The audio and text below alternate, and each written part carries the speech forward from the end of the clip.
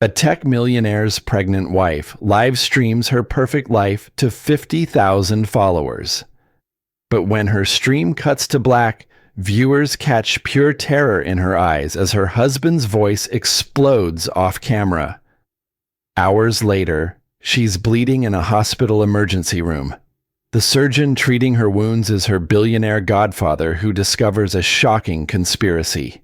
Hit like and subscribe for this incredible story that will keep you on edge. The ring light cast a warm glow over Sarah Chen Williams as she smiled into her phone camera, her 7-month pregnant belly perfectly framed by the marble kitchen island. Behind her, the floor-to-ceiling windows of their Manhattan penthouse showcase the glittering city skyline. "Hey, beautiful souls. Welcome back to Sarah's sanctuary," she chirped, whisking eggs in a crystal bowl. "Today, we're making my grandmother's famous vanilla souffle, perfect for date night with my amazing husband Brandon." The comments flooded in. Heart emojis. Fire emojis. Thousands of followers living vicariously through her seemingly perfect life.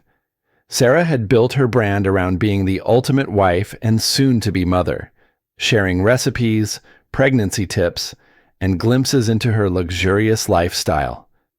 "Brandon surprised me yesterday with the most gorgeous nursery furniture," she continued, her voice honey-sweet for her audience.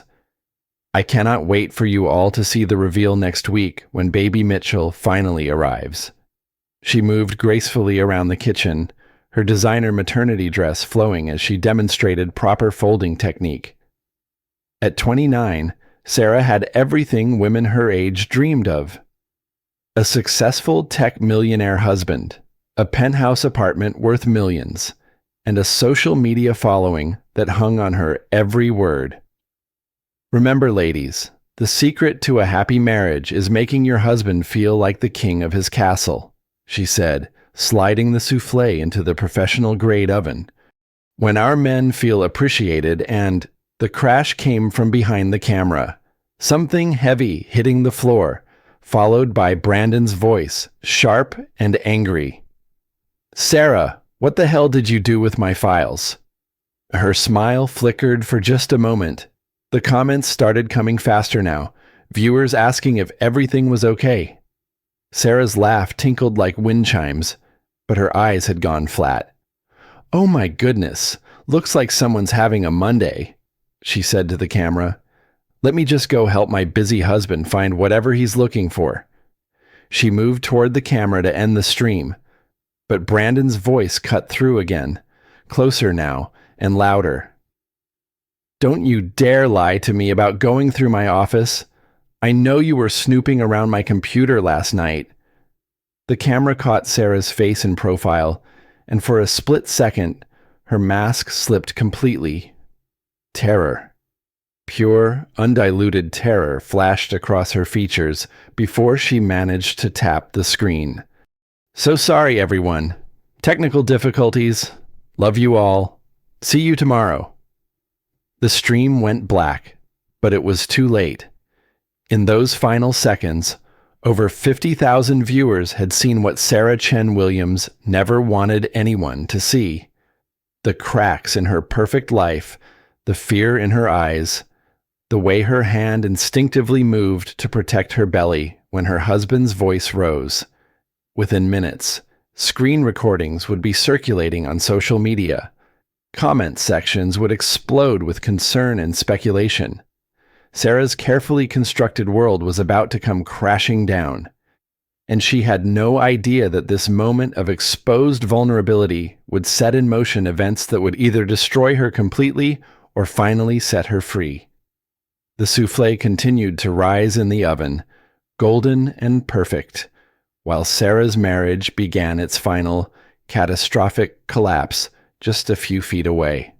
4 hours later, Sarah Chen Williams stumbled through the automatic doors of Manhattan General Hospital, her designer maternity dress torn at the shoulder and blood trickling from a gash above her left eyebrow.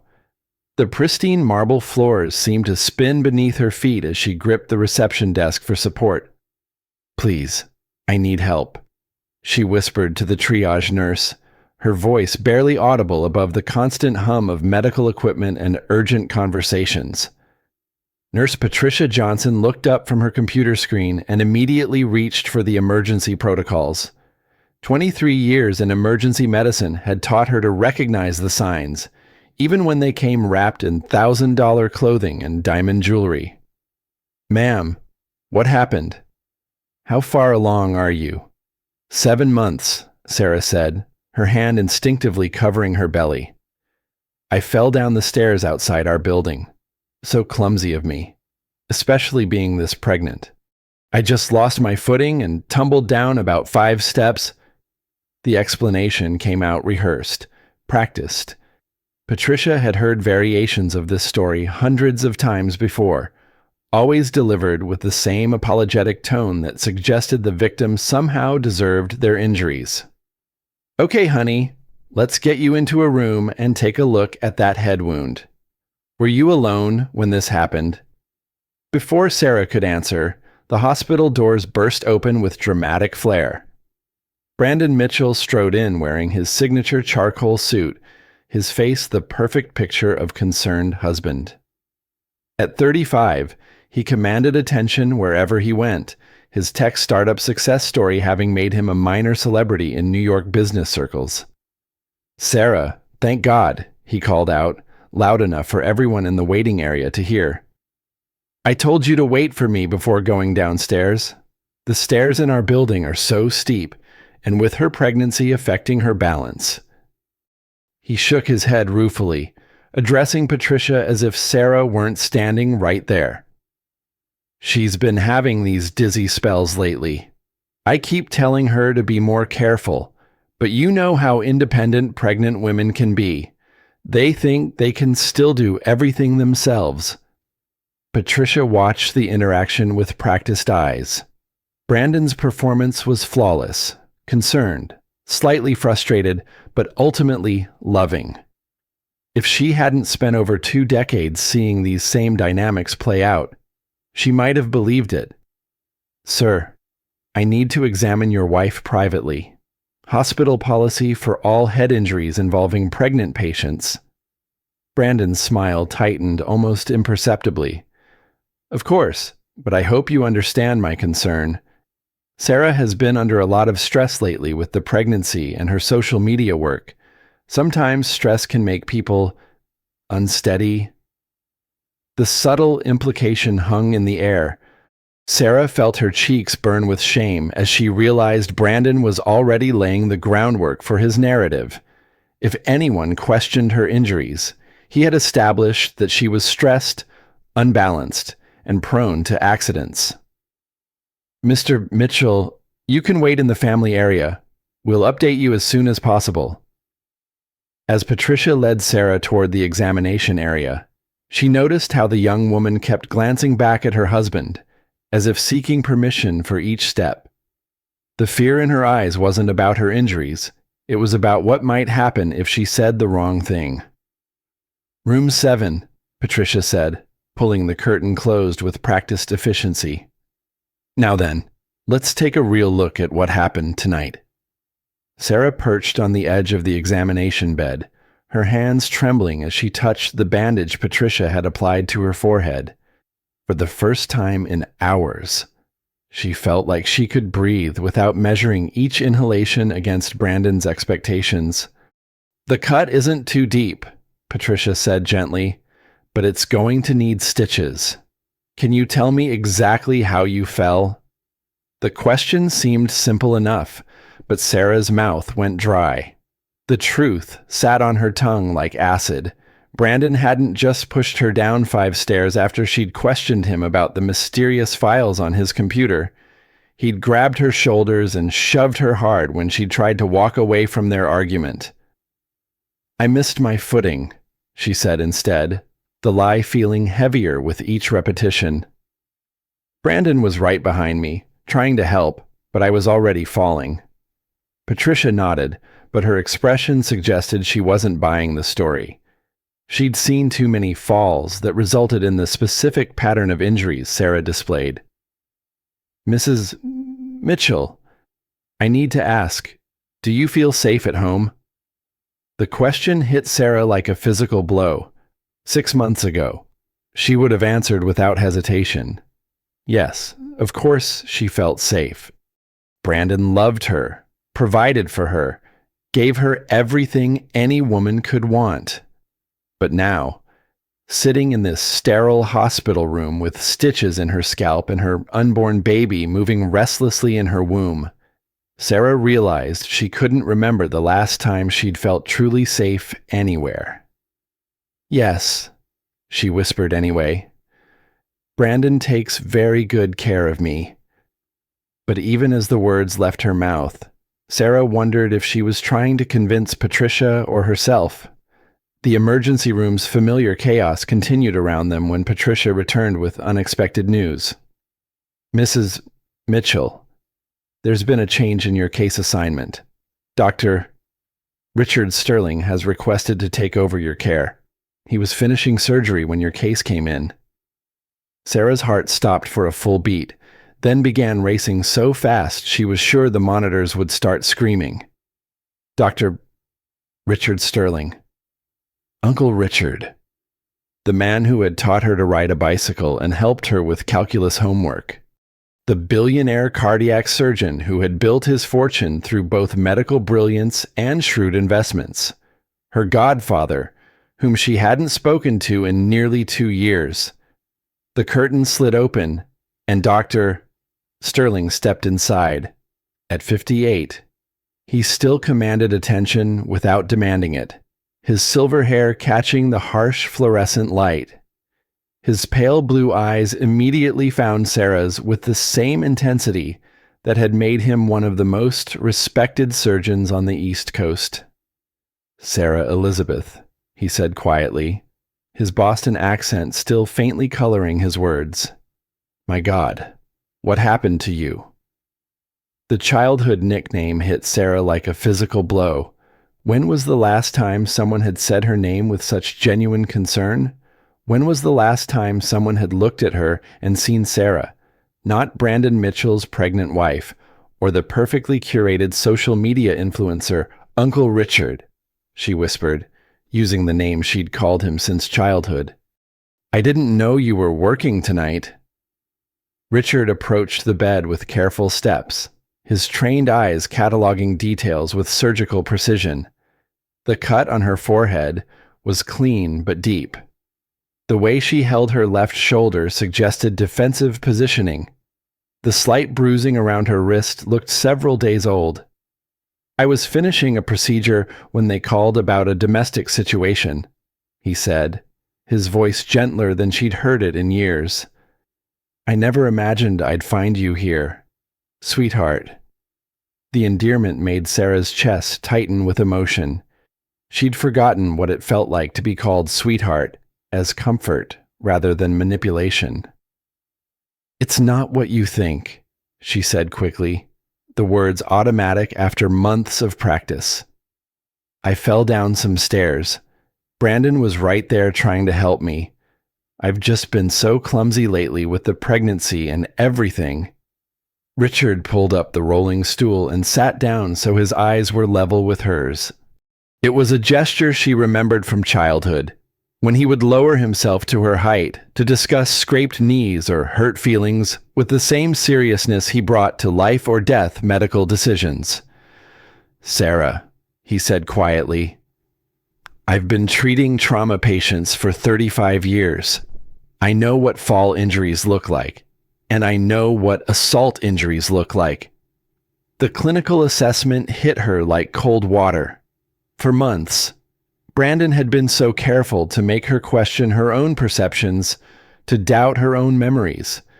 But Richard was looking at her injuries with professional eyes that couldn't be manipulated or gaslit.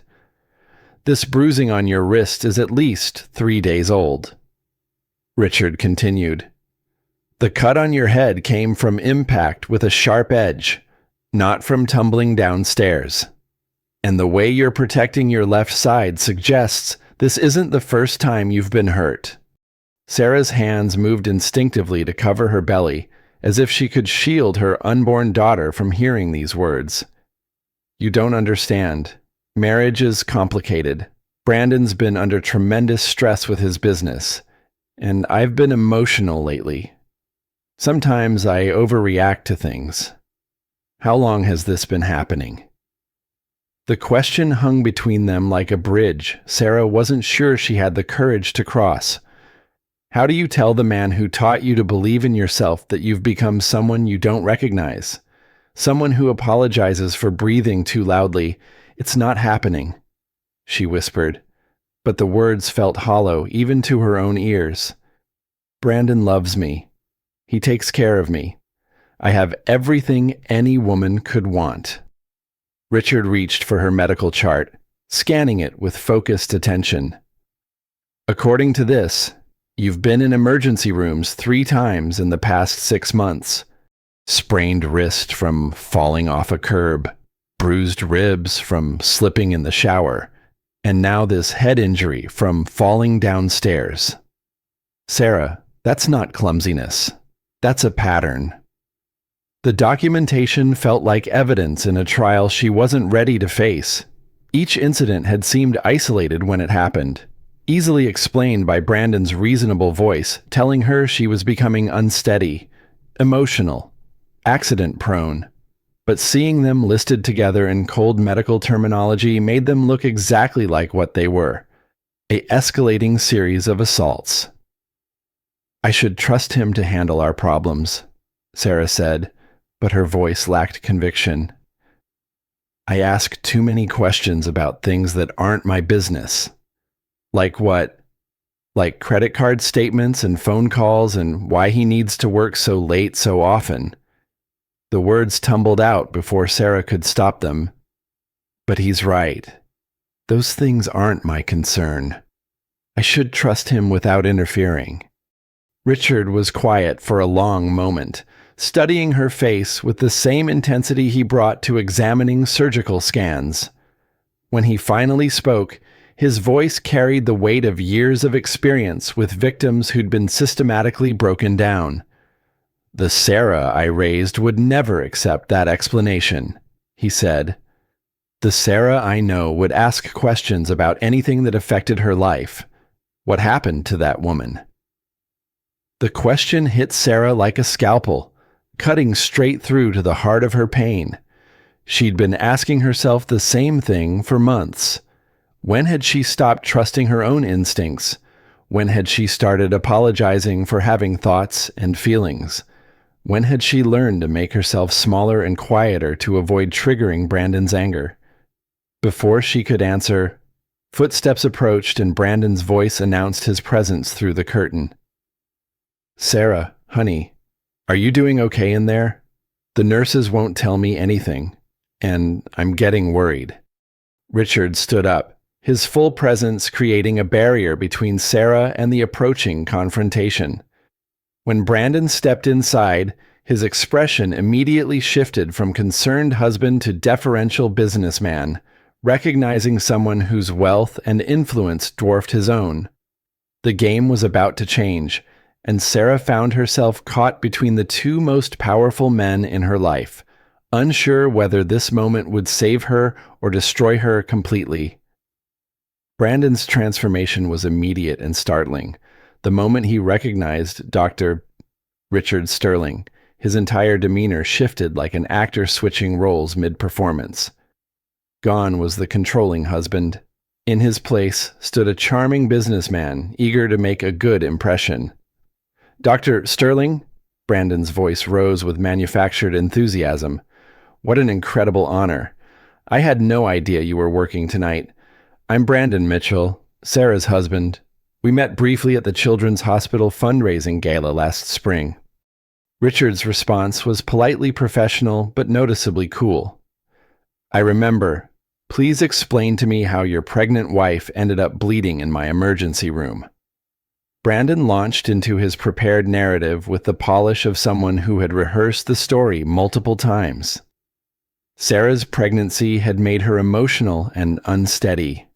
She'd been having what he diplomatically called episodes of irrational behavior. Tonight, she'd stormed out of their apartment after an argument about something trivial, and in her emotional state, She'd missed her footing on the exterior stairs. "I was right behind her, trying to calm her down," Brandon said, his voice carrying just the right note of frustrated concern. "But you know how pregnant women can be. The hormones make them unpredictable. I've been trying to get her to see someone about the mood swings, but she refuses to admit there's a problem." Sarah felt herself shrinking as Brandon painted her as an unstable, emotional woman who couldn't be trusted to navigate basic daily activities. The worst part was how reasonable he made it sound. How he positioned himself as the long-suffering husband dealing with a wife who had become a liability. "Is that what happened, Sarah?" Richard asked, his eyes finding hers across the small space. Sarah opened her mouth, then closed it. The truth sat in her throat like a stone, but Brandon's presence made it impossible to speak. She could feel his expectations pressing against her like a physical weight, demanding that she confirm his version of events. "She's been having trouble with reality lately," Brandon continued when Sarah hesitated. "Imagining conflicts that didn't happen, accusing me of things that never occurred. Her therapist thinks it might be pregnancy-related anxiety, but I'm starting to worry it's something more serious." The suggestion that she was losing touch with reality hit Sarah like a slap. For months, Brandon had been subtly undermining her confidence in her own perceptions. Now he was doing it in front of the one person whose opinion still mattered to her.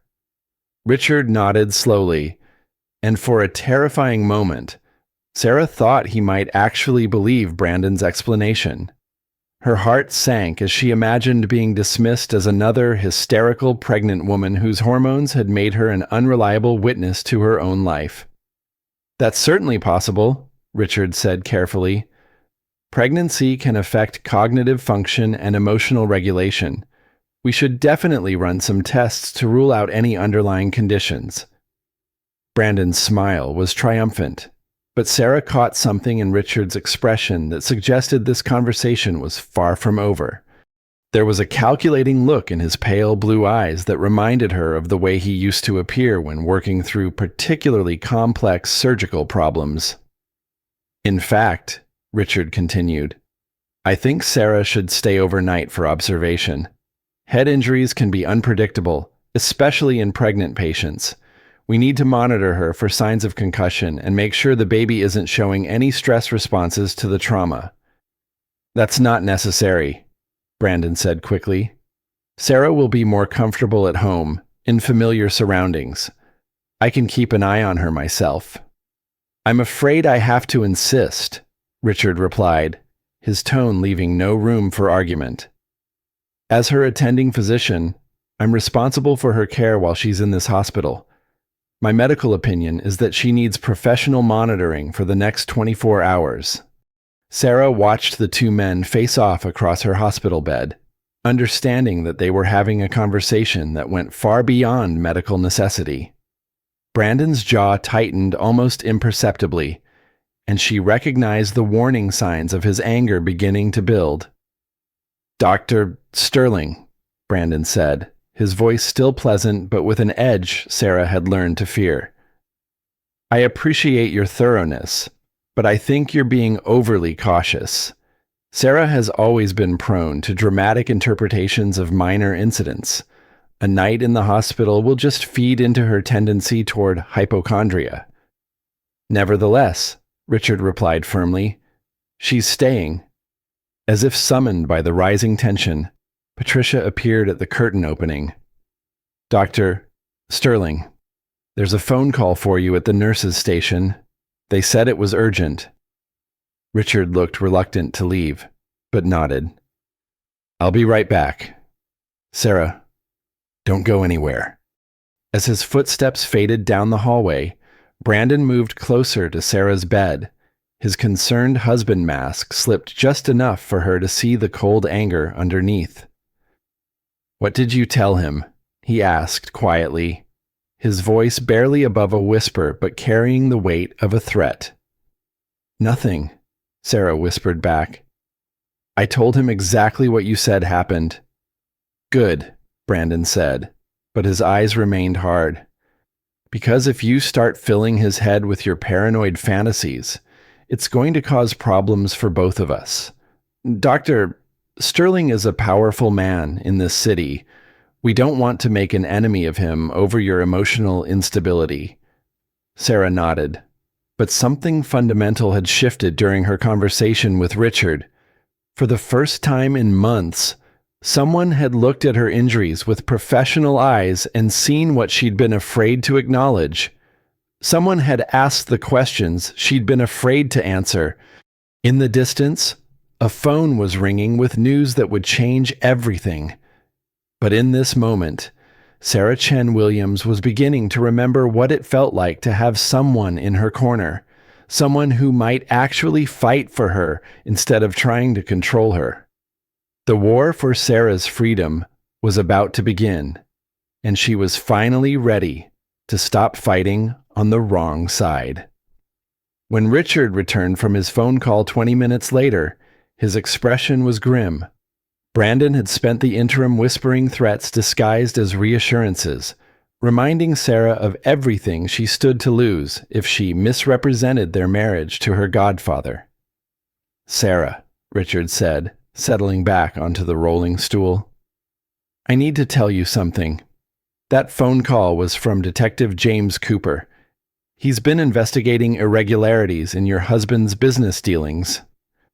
Brandon's face went carefully blank, but Sarah caught the flash of panic in his eyes before he recovered his composure. "What kind of irregularities?" Sarah asked, though part of her already knew the answer would change everything.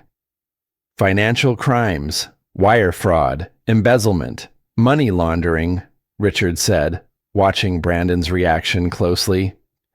"Detective Cooper has been building a case for months. He asked me to keep you safe tonight because he believes you might be in danger." The words hit Sarah like ice water. Everything she'd suspected about Brandon's late nights, mysterious phone calls, and secretive business trips crystallized into terrifying clarity. She wasn't just married to an abuser, she was married to a criminal. "That's absolutely ridiculous," Brandon said, his voice rising slightly. "Some small-minded detective is obviously trying to build a reputation by targeting successful entrepreneurs. Sarah knows I run a legitimate business." But Sarah was remembering things now. The way Brandon's mood had been deteriorating over recent months, his increasing paranoia about her questions, the way he'd started talking about handling problems and protecting their future.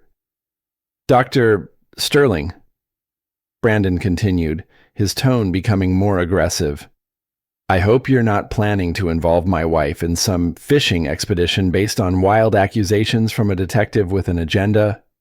Richard stood up, his surgeon's calm providing stark contrast to Brandon's growing agitation. "Actually, Mr.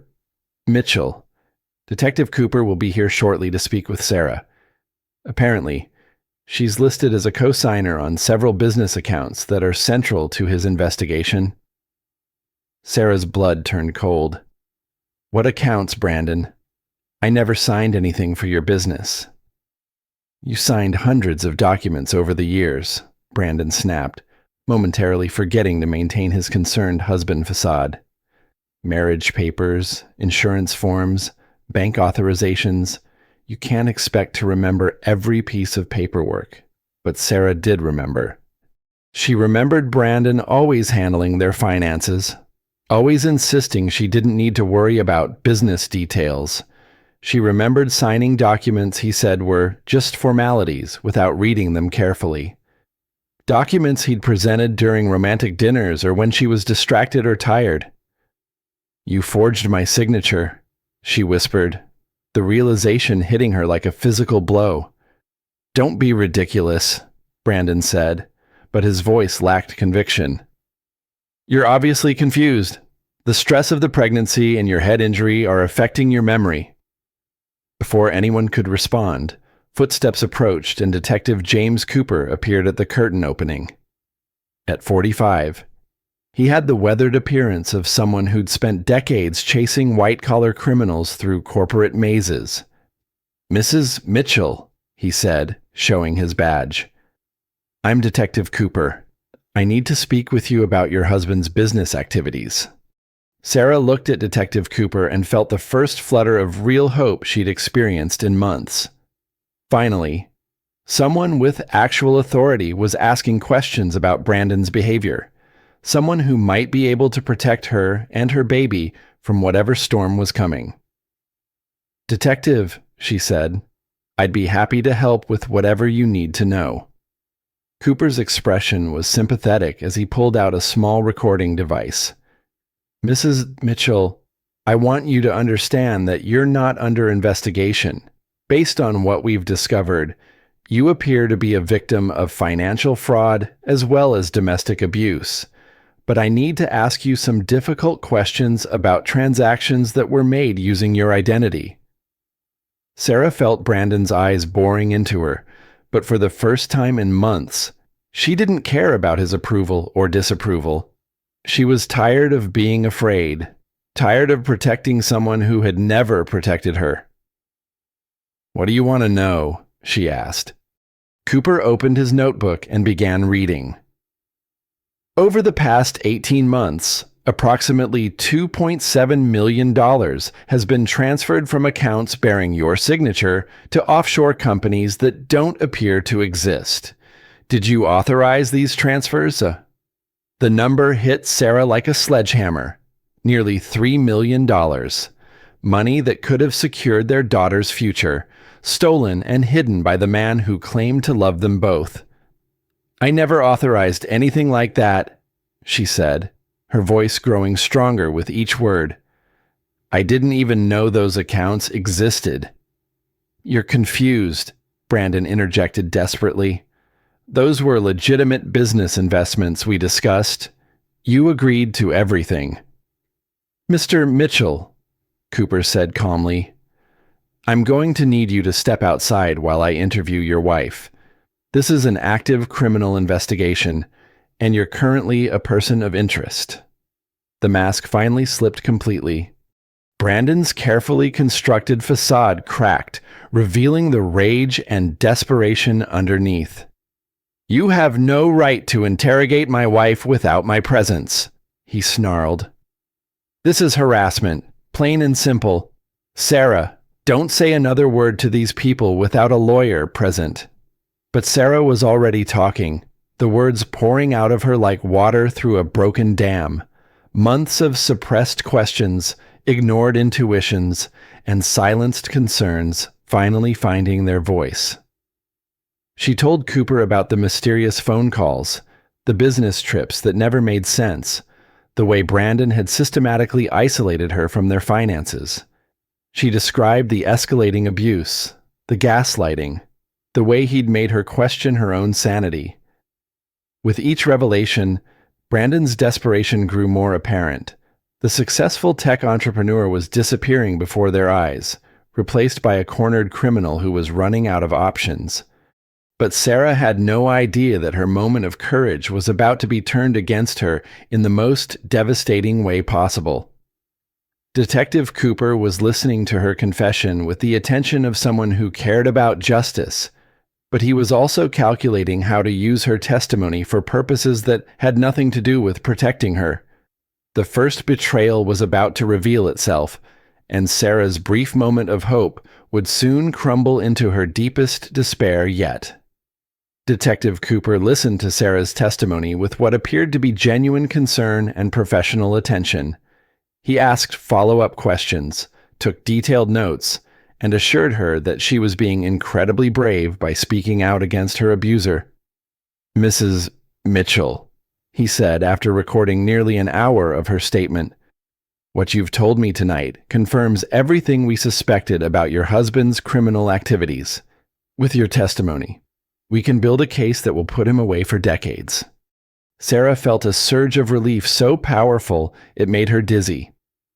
Finally, someone with authority was taking her seriously, someone who could actually protect her and her baby from Brandon's escalating violence and criminal schemes. "What happens next?" she asked. "Well," Cooper said, closing his notebook with what looked like satisfaction, That's where things get complicated. Something in his tone made Sarah's stomach clench with renewed anxiety. Richard, who had been quietly observing the interview, leaned forward with sharp attention. "Complicated how?" Richard asked. Cooper stood up and walked to the small window, his back to them as he spoke. "See, the thing about financial crimes this sophisticated is that they're never just about one person. Brandon's been working with some very dangerous people to launder money through his tech company. People who don't appreciate witnesses." Sarah's mouth went dry. "What kind of people?" Cooper turned around, and his expression had changed completely. The sympathetic detective had been replaced by something colder, more calculating. "The kind of people who've been paying me very well to keep an eye on this investigation," he said matter-of-factly. "The kind of people who would be very unhappy if your testimony made it to federal prosecutors." The revelation hit Sarah like a physical blow. The one person she'd thought could save her was actually working for the criminals who wanted to destroy her. "You're corrupt," Richard said, his voice carrying the controlled fury of someone who'd spent his career saving lives only to watch this detective destroy them. "I prefer pragmatic," Cooper replied. "Brandon's little tech company has been washing money for a syndicate that controls most of the drug trade on the East Coast. They've invested heavily in keeping this operation quiet." Sarah felt her world crumbling around her. "How long have you been working with them?" "Long enough to know that you've become a serious problem," Cooper said. "Your husband was supposed to keep you under control. Your testimony tonight proves he's failed at that job." Brandon, who had been silent during this exchange, finally spoke up. "Detective, I told you I could handle Sarah. This is just a temporary setback. Give me a few more weeks, and she'll forget all about these paranoid theories." The casual way they discussed managing her like a business problem made Sarah feel sick. These men had been coordinating their efforts to silence her while she'd been desperately seeking help from the very system designed to protect her. "I don't think you understand the gravity of the situation, Mr. Mitchell," Cooper said. "Your wife has now given a recorded statement detailing your criminal activities to what she believes is a legitimate police investigation. That recording is evidence that could destroy everything." Sarah looked at the recording device still sitting on her hospital bed, realizing it had captured not just her accusations against Brandon, but also Cooper's confession of police corruption and criminal conspiracy. "What are you going to do?" she asked, surprised by how steady her voice sounded. Cooper followed her gaze to the recording device, then smiled coldly.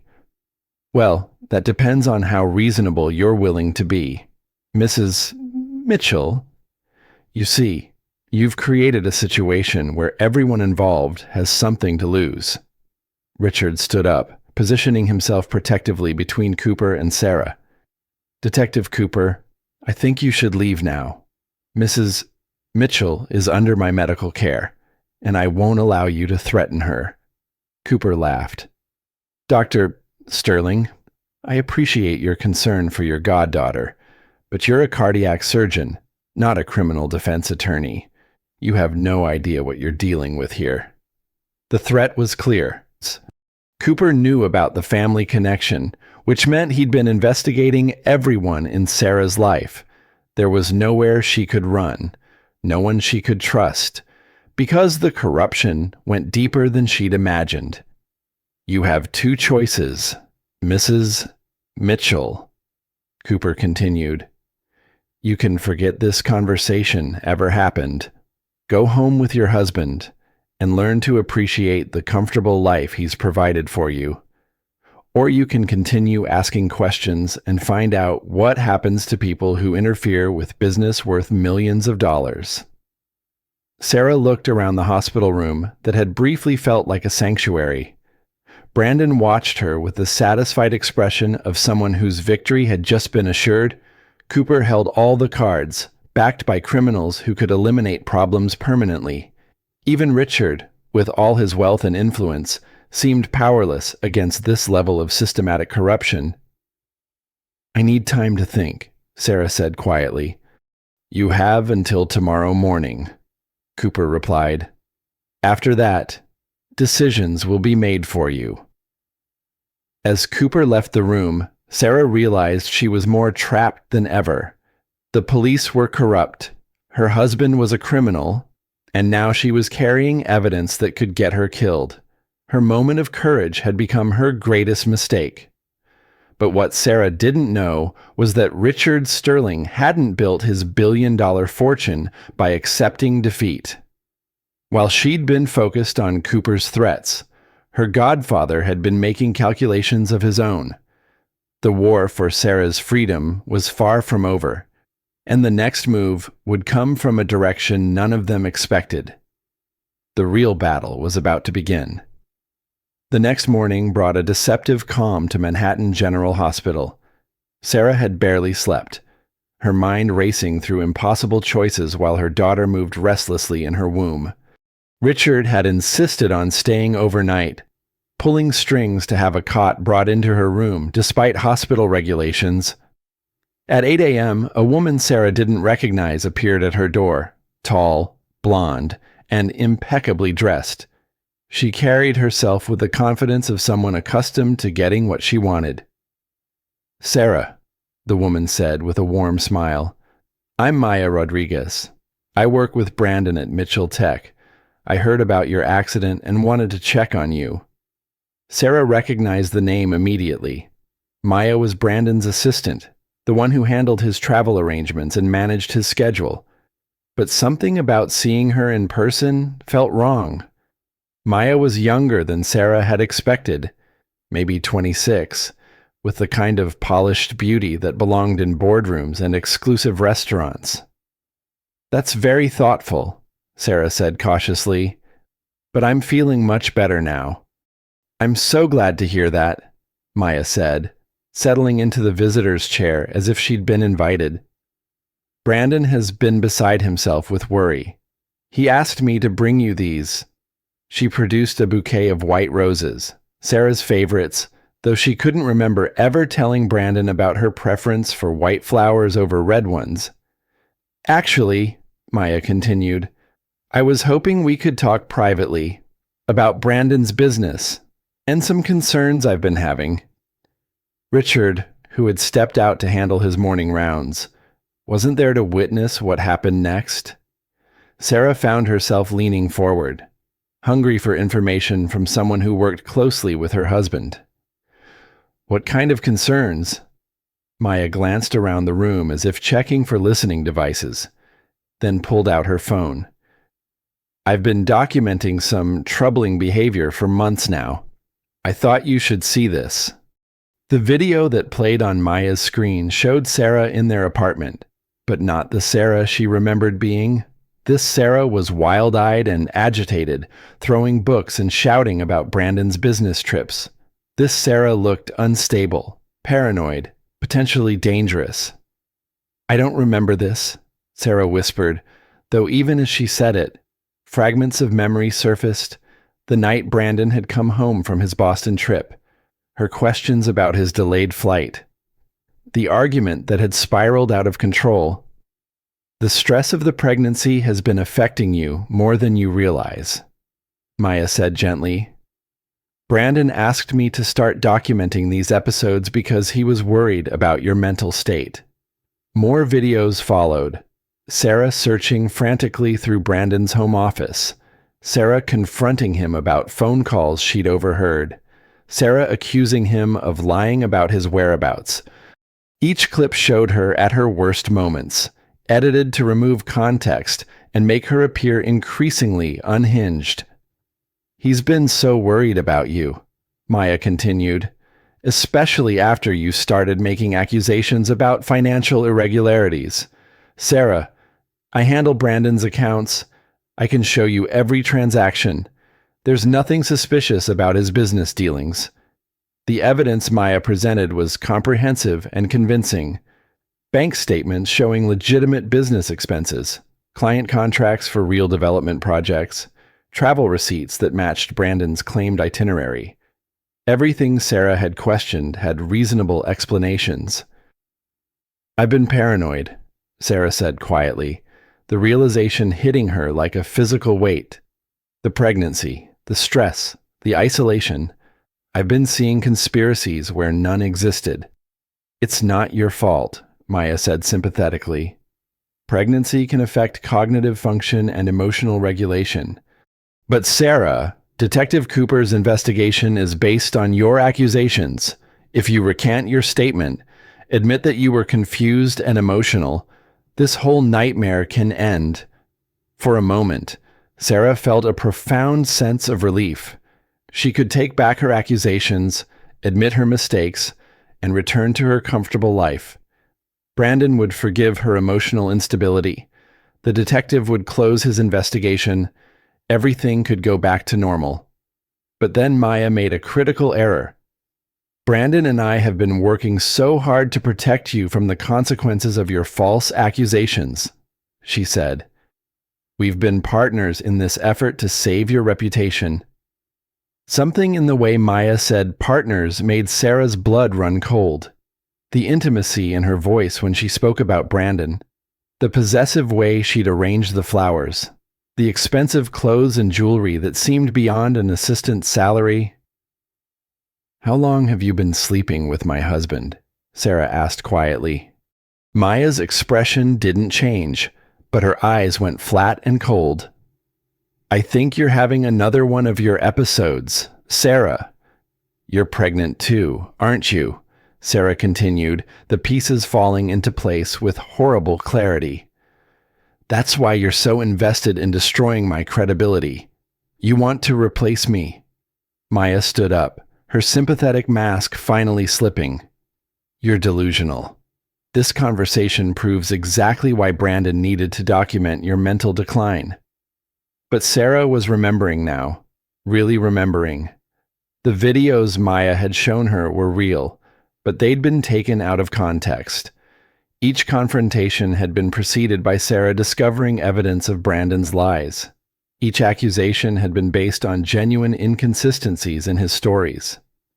"You've been helping him gaslight me," Sarah realized, "creating situations to make me look unstable, then recording my reactions." Maya smiled, and for the first time, Sarah saw her true face, cold, calculating, completely without empathy. "Brandon chose me because I'm everything you're not," Maya said. "Young, stable, supportive. I don't ask inconvenient questions or make ridiculous accusations. I understand what it means to be a proper wife to a successful man." The revelation of Brandon's affair and Maya's pregnancy was devastating enough, but the systematic nature of their deception was what broke Sarah's heart. Every doubt she'd had about her own sanity, every moment she'd questioned her own perceptions, had been carefully orchestrated by the two people she'd trusted most. "Detective Cooper is going to love hearing about your latest paranoid fantasy," Maya continued. "This conversation proves you're too mentally unstable to be a credible witness about anything." But what Maya didn't know was that Richard had returned and was standing just outside the door, his phone recording every word of her confession. The trap Sarah had walked into was about to become Maya's downfall. The war was far from over, and Sarah was about to discover she had more allies than she realized. Richard Sterling had built his fortune by staying calm under pressure, but listening to Maya Rodriguez systematically destroy his goddaughter's sanity pushed him beyond his limits. The combination of professional outrage and personal fury created a perfect storm in his cardiovascular system that his 68-year-old heart couldn't withstand. The heart attack hit him as he stood outside Sarah's door, his phone still recording Maya's confession. The crushing chest pain sent him to his knees in the hospital corridor, and the irony wasn't lost on him that one of the world's most renowned cardiac surgeons was experiencing cardiac failure while trying to save the person he loved most. "Code Blue, Floor 7. echoed through the hospital speakers as Richard's colleagues rushed to save his life. Sarah heard the commotion but had no idea her godfather was fighting for his life just yards away. She was still reeling from Maya's revelations, trying to process the scope of the conspiracy against her. "Sounds like someone's having a medical emergency," Maya observed with casual indifference. "These hospitals are so chaotic. It's really not a safe environment for someone in your delicate mental state." Before Sarah could respond, Brandon burst into the room with perfect timing, as if he'd been waiting for his cue. "Sarah, thank God you're awake," he said, ignoring Maya completely. "I have terrible news. There's been a family emergency, and we need to leave immediately." The performance was flawless. Brandon's face showed just the right amount of concern and urgency. Anyone watching would have seen a devoted husband dealing with a crisis while managing his emotionally unstable wife. "What kind of emergency?" Sarah asked. "Your aunt in California," Brandon said smoothly. "She's been in a car accident and she's asking for you. The doctors aren't sure she's going to make it through the night." Sarah felt her world spinning. Her Aunt Patricia was the only remaining connection to her parents, the only family she had left besides Brandon. The idea of losing her while trapped in this nightmare of deception and betrayal was almost unbearable. "I need to see Uncle Richard first," Sarah said. "I need to tell him what's happening." Brandon's expression tightened almost imperceptibly. "Doctor, Sterling is dealing with his own medical emergency right now. He's not available to see patients." The words hit Sarah like ice water. "What do you mean, medical emergency?" "He collapsed in the corridor outside your room," Maya said with false sympathy. "Apparently, he had some sort of cardiac episode. He's in surgery now." The room seemed to tilt around Sarah as she realized the implications. Richard had been her only protector, the only person with the power and resources to stand up to Brandon's criminal connections. Without him, she was completely vulnerable. "We need to go now," Brandon continued. "I've already arranged for your discharge and booked us flights to Los Angeles. Maya can handle the paperwork while you get dressed." Sarah looked between Brandon and Maya, understanding that this was the moment of truth. If she left the hospital with them, she would be completely under their control. Whatever happened to her aunt, this trip would give them the opportunity to isolate her completely from anyone who might help her. "I can't travel," she said desperately. "The baby, my injuries. Dr. Sterling said I needed observation." "Dr. Sterling is fighting for his own life," Brandon replied coldly. "Your attending physician is now Dr. Martinez, and he's already signed your discharge papers. You're medically cleared for travel." As if on cue, a man in scrubs appeared at the door carrying a clipboard. "Mrs. Mitchell, I'm Dr. Martinez. I understand you need to travel for a family emergency. Your husband has explained the situation, and I think it's best for you to be with your family during this difficult time." Sarah realized that even the hospital staff had been compromised. The conspiracy wasn't just Brandon and Maya and Detective Cooper. It extended throughout the system she'd trusted to protect her. "I need to use the bathroom," she said, looking for any chance to escape or call for help. "Of course," Maya said, standing up. "I'll help you. You've been through so much trauma, and you shouldn't be alone right now." As Maya escorted her toward the private bathroom, Sarah caught a glimpse through the open door of her hospital room. Richard's recording device was still on her bedside table, apparently forgotten in the chaos of his medical emergency.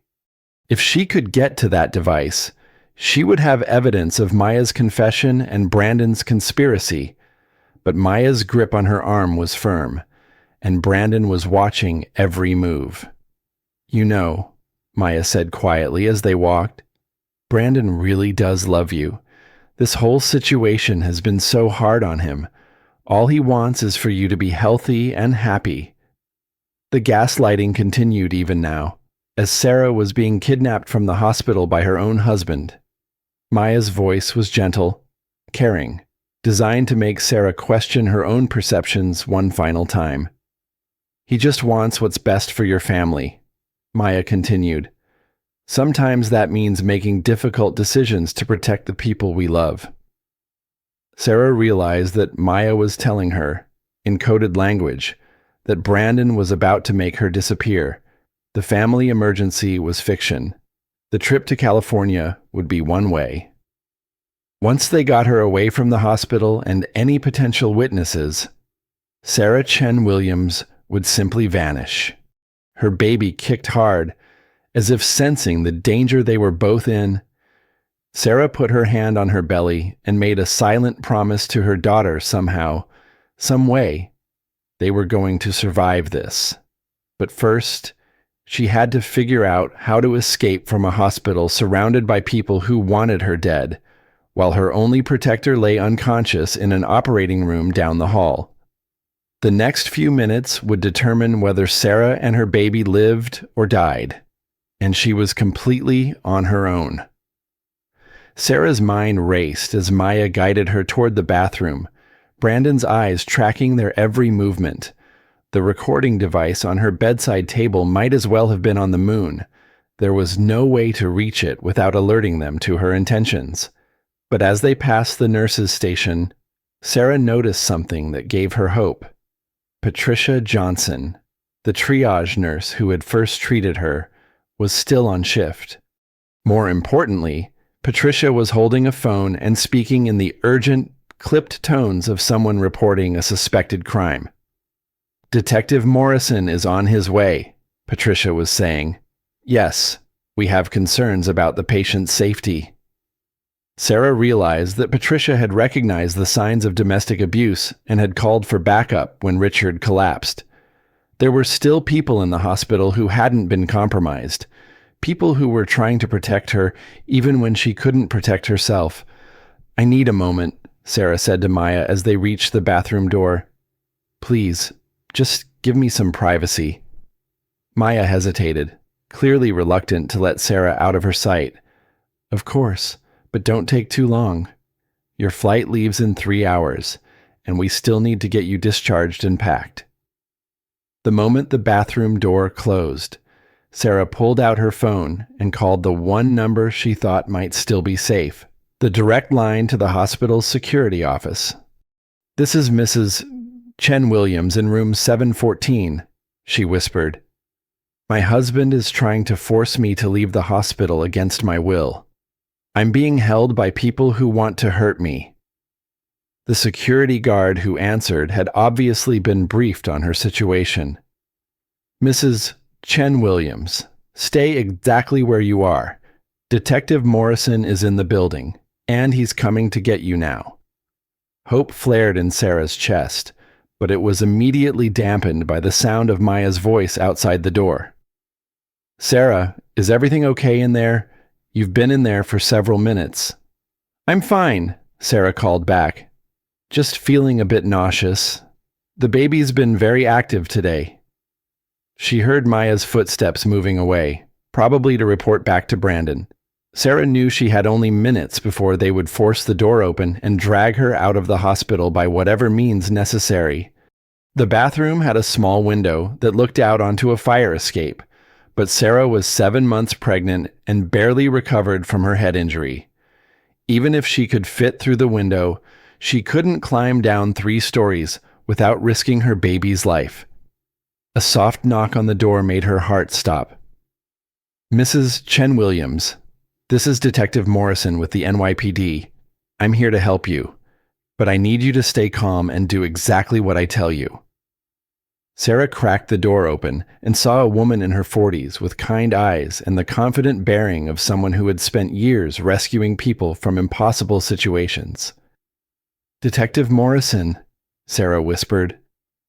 "They're trying to take me away. My husband and his girlfriend, and even the other detective, they're all working together." "I know." Morrison said quietly. We've been investigating Detective Cooper for months. He's part of a corruption network that extends throughout the department. But Sarah, I need you to trust me. We're going to walk out of here together, but you have to stay calm no matter what happens. As they opened the bathroom door, Sarah saw that the hospital corridor had transformed into a crime scene. Brandon and Maya were standing near her room, surrounded by uniformed officers. Brandon's face was a mask of rage and desperation, while Maya looked like a trapped animal searching for escape routes. "There she is," Brandon called out as soon as he saw Sarah. "Thank God you found her, Detective. My wife has been having severe psychological episodes, and she's been making wild accusations about people trying to hurt her." Detective Morrison's response was calm and professional. "Mr. Mitchell, you're under arrest for domestic violence, financial fraud, and conspiracy. Maya Rodriguez, you're also under arrest as an accessory to these crimes." The transformation in Brandon's demeanor was immediate and terrifying. The charming businessman facade disappeared completely, replaced by something primitive and dangerous. "You have no idea what you're dealing with," he snarled at Morrison. "The people I work for don't accept interference from local cops who think they can play hero. The people you work for are already in federal custody." Morrison replied, "Your criminal syndicate was rolled up this morning in coordinated raids across 3 states. Detective Cooper is cooperating with federal investigators in exchange for a reduced sentence." Sarah watched Brandon's world collapse in real time. The powerful criminal network that had seemed invincible just hours ago was crumbling under federal investigation. The corruption that had protected him was being exposed and prosecuted. But Brandon wasn't finished. With the desperate energy of someone with nothing left to lose, he broke free from the officers trying to handcuff him and lunged towards Sarah. "If I can't have you, nobody can," he screamed, his hands reaching for her throat. The attack lasted only seconds before Detective Morrison and the other officers subdued him, but it was long enough for everyone present to see Brandon's true nature. The concerned husband mask had been permanently destroyed, revealing the violent criminal underneath. As Brandon was dragged away in handcuffs, still screaming threats and accusations, Sarah felt something she hadn't experienced in years: complete and total safety. The nightmare was finally over. Maya was led away more quietly, her cold composure cracking as she realized her dreams of replacing Sarah had evaporated along with Brandon's criminal empire. The young woman who had systematically destroyed Sarah's mental health was facing decades in prison for her crimes. "It's over," Detective Morrison said gently. "You're safe now, and your baby is safe. The people who hurt you are going to prison for a very long time." But even as Sarah felt the relief of survival washing over her, she knew the hardest part was still ahead. She had to rebuild her life from nothing, learn to trust her own perceptions again, and prepare to raise her daughter as a single mother. Down the hall, Richard Sterling was fighting for his life in an operating room, his brilliant surgical career potentially ended by the stress of trying to save his goddaughter. The price of Sarah's freedom had been higher than anyone should have to pay. Yet as Sarah felt her baby move inside her, strong and healthy despite everything they'd endured together, she knew they were going to be okay. The truth had finally won out over deception, and justice had prevailed over corruption. The war was over, and Sarah had survived to fight another day. 6 months later, Sarah Chen Williams sat in the sunlit nursery of her new apartment, watching her 3-month-old daughter Emma sleep peacefully in her crib. The morning light streaming through the windows revealed a room painted in soft yellows and greens, decorated with books and toys instead of the designer perfection that had characterized her old life. Richard had survived his heart attack, Though his recovery had been long and difficult, the stress of watching Sarah's ordeal had taken a permanent toll on his health, forcing him into early retirement from surgery. But he'd found new purpose in helping Sarah rebuild her life and being a grandfather to Emma. "She's got your stubborn chin," Richard said from the doorway, his voice still slightly weakened but carrying all the love and pride of a devoted family member. "And your determination," Sarah replied, turning to smile at the man who had literally risked his life to save hers. She kept fighting even when everything seemed hopeless. The legal proceedings had taken months to complete, but justice had ultimately prevailed. Brandon was serving 35 years in federal prison for domestic violence, financial crimes, and conspiracy. The prosecution had been able to use Maya's recorded confession and the evidence of systematic abuse to build an unshakable case. Maya herself had received 15 years for her role in the conspiracy, her youth and cooperation with investigators earning her a somewhat lighter sentence. Detective Cooper was serving 20 years for corruption and obstruction of justice. "Any word from the prosecutor about the restitution?" Richard asked, settling into the rocking chair he'd bought for late-night feedings. "Most of the stolen money was recovered," Sarah said. "Between the frozen accounts and seized assets, I should be able to rebuild financially. But honestly, the money seems less important now than it used to." Sarah had spent the months since her rescue in intensive therapy, working to undo the psychological damage Brandon had inflicted through years of systematic abuse.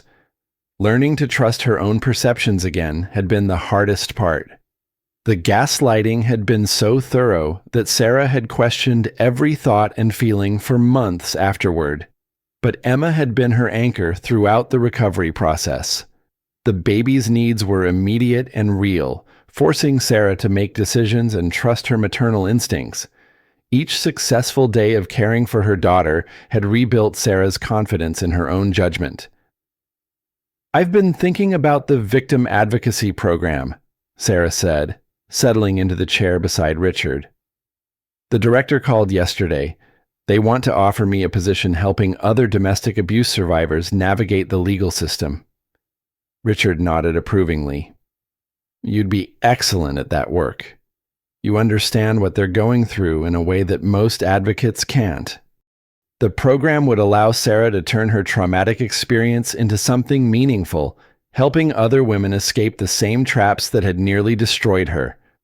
The work would be emotionally challenging, but it would also give her purpose beyond simple survival. "I keep thinking about all the signs I missed," Sarah said, watching Emma's peaceful sleep. "How did I not see what Brandon really was until it was almost too late?" "Because abusers are experts at deception," Richard replied. "They choose their victims carefully and isolate them systematically. What matters isn't how you got trapped, it's how you found the strength to escape." Sarah thought about the universal dilemma that had defined her experience, the choice between safety and truth.